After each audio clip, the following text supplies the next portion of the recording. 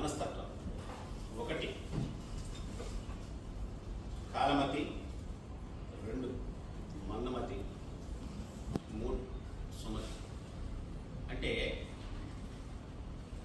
ఈ 3 రకాల వ్యక్తులుగా ఉంటాము. సుమతి అంటే నెంబర్ 1 పొజిషన్. సుమతి అంటే ముందుగానే మేల్కొంటుంది. ఒక ఆపద ఏదన్నా వచ్చింది అంటే ఆ ఆపదకి ప్రీగా ప్లానింగ్లో ఉంటుంది.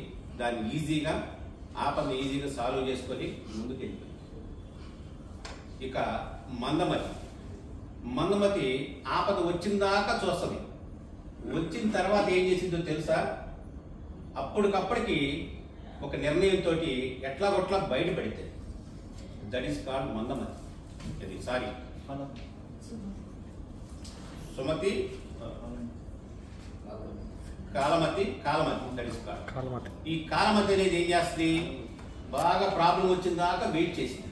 తీరా ప్రాబ్లం ఎట్టగొట్ట ఆ టైంకి చూసి బయటకు వచ్చేస్తుంది. ఇక మందమతి ఉంటుంది. అది కాలం కానీ ఇంకోటి కానీ లాస్ జరిగిన దాకా చూసింది. లాస్ వచ్చిన తర్వాత కానీ అప్పుడు చేతులు కాలిన తర్వాత ఆకులు కొట్టుకునే టైం. సో ఇప్పుడు మీరున్నారు, మీ కుటుంబం ఉంటుంది. మీ కుటుంబానికి మీరు సుమతిలాగా వ్యవహరిస్తున్నారా? మీ అంతరాత్మ ఉంది కదా, దాంతో క్వశ్చన్ వేసుకోండి. మీ కుటుంబానికి మీరు సుమతిలాగా వ్యవహరిస్తున్నారా, కాలమతిలాగా వ్యవహరిస్తున్నారా, మందమతిలాగా వ్యవహరిస్తున్నారా అనేది మీరు ఒక్కసారి అర్థం చేసుకోండి.